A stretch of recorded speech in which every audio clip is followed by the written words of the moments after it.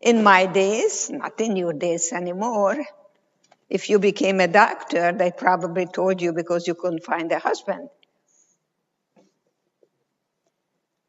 They also told the little boy to become a somebody, but they told the little girl to find somebody. So I'm here to really tell you how wonderful it is to be a whole person.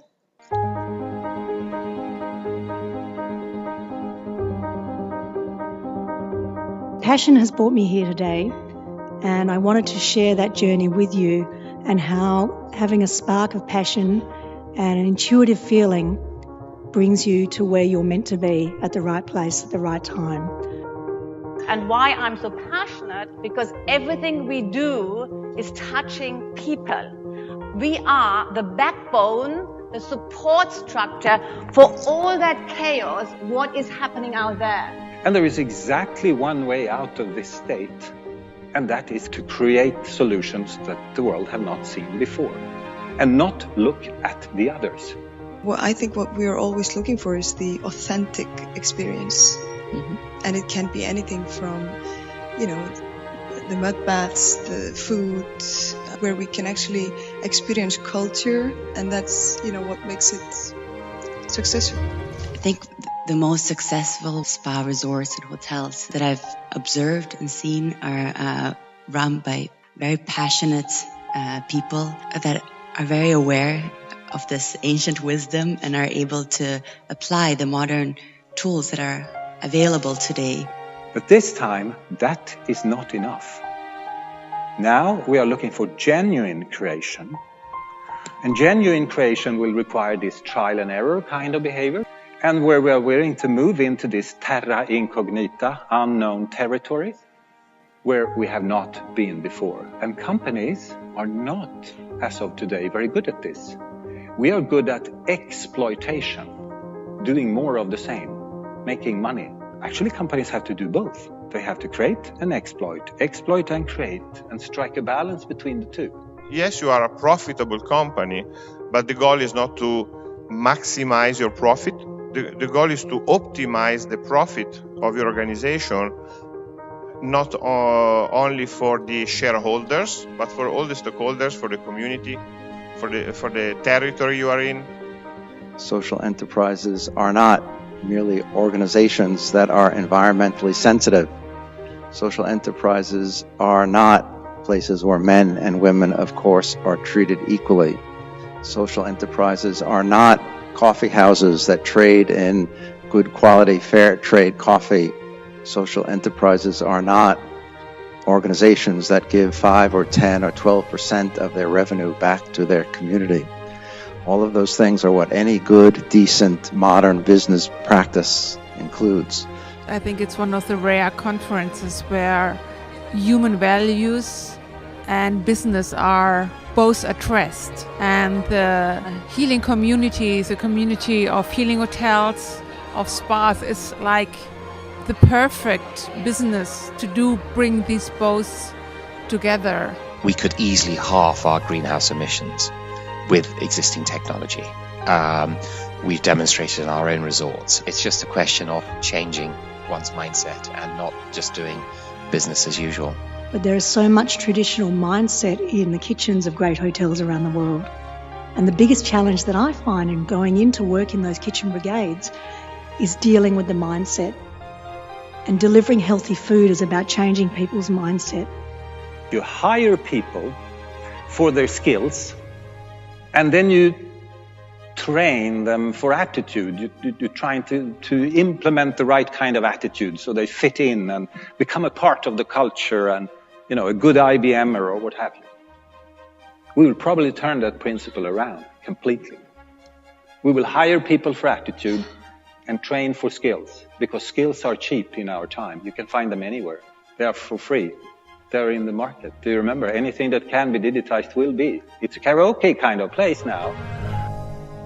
Even though every lecture had a different topic they talked about, the core message is always sort of at the same line of the returning to being conscientious and living from the heart. No matter what one's past, it certainly does not limit one's future. No matter what one's past, it doesn't limit one's future. Yeah, I do have a story, but I'm not my story. Because I go through the valley of the shadow of death. I don't camp there or set up household there.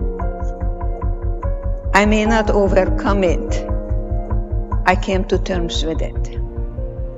Auschwitz was a place, like anything in life, was an opportunity. An opportunity for an opportunity. And this is what I like to share with you, the kind of things that I discovered. And one thing I rather we knew, that if you only concentrate on the me, you didn't make it. We had to rise above that and commit ourselves to each other, because all we had was each other then. And guess what? All we have is each other now.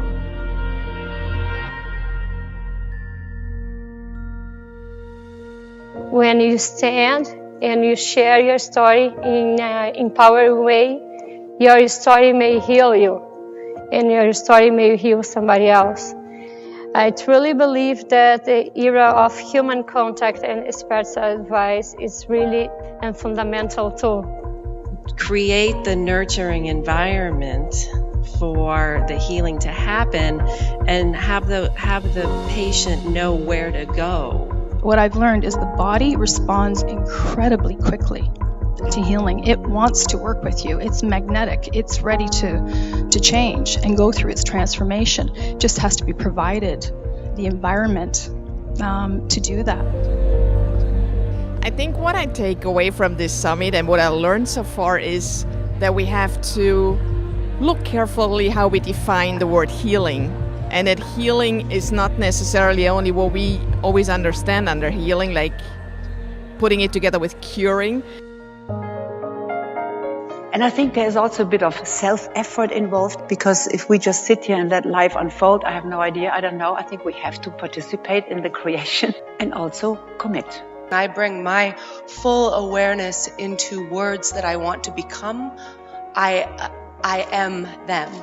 And remind yourself that you are a magnificent spirit.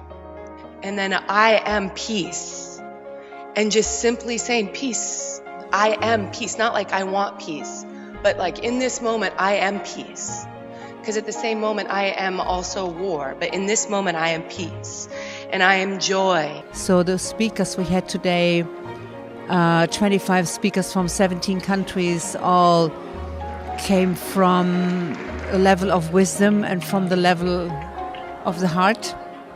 And my wish is that we can take that what we have created here further and not lose its purity. So really take the power that we created here today into committed action. If you want to launch a new project, scale your work, change your business practices in some sense, that can be your commitment to action. And we can help you do that. But we want to celebrate the results. We want them to be measurable results and results that we can come back and say, not only did we commit to do this, but we followed through and this is what we've done. Wouldn't that be great if all of us adopted mission-driven work? If all of us identified individually and personally, what is my mission? And from there, move into the direction that we have chosen. Not because we have to do it. Not because we are afraid of the consequences if we don't do it. But it's because it's a reflection of what we really are. What is important for you to regain your power? That I am powerful. The word understand is very academic. It's all up here. Don't try to understand something. See in what way you can hook up to anyone with feelings. Now, I'm not asking you to embrace people and invite them to dinner. Just see the humanity in every one of us. There is a Hitler in every one of us. And so is love, and so is hope. Love is the answer and hope is the power in my book.